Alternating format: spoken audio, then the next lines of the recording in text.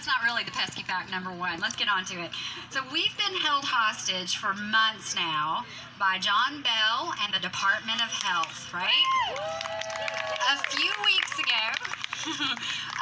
weeks ago, another state agency got into the act, and that's the Department of Education. They've been holding our children hostage too in the name of safety. Oh, and it's not just the Department of Education, it's the teachers union.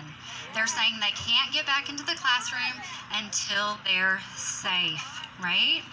Well, they're ignoring one big elephant in the room: Sweden. Sweden's been back to school. Finland's been back to school. You know what? Teachers aren't dying over there. And they're also ignoring this fantastic study that came out in May in the Journal of the American Medical Association. And this study states, finally, it is important to emphasize that the overall burden of COVID-19 infection in children remains relatively low compared with seasonal flu. As of April 28th, the CDC reported 8 deaths in children 14 years and younger related to COVID-19 infection, whereas there have so far been 169 influenza-related deaths in children 14 years or younger during the 1920 flu season, with 81 of those occurring in 2020. So thus, up to this time of the pandemic in North America, children continue to face a far greater risk of critical illness from influenza than from COVID-19. Have we ever masked our children for the flu? Have we ever required school systems to be shut down for the flu? Then why are we doing it for COVID? It has to do with an election.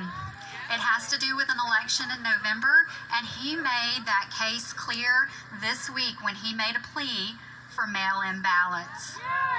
All of this needs to come to an end. Before I go any further, I mentioned earlier that I run the Reopen Louisiana Facebook page.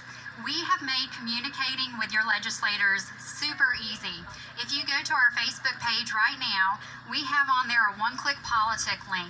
All you have to do is click on it, type in your information, hit send, and it will send a letter to your state legislators, your senator, and your representative to sign the CBAW petition.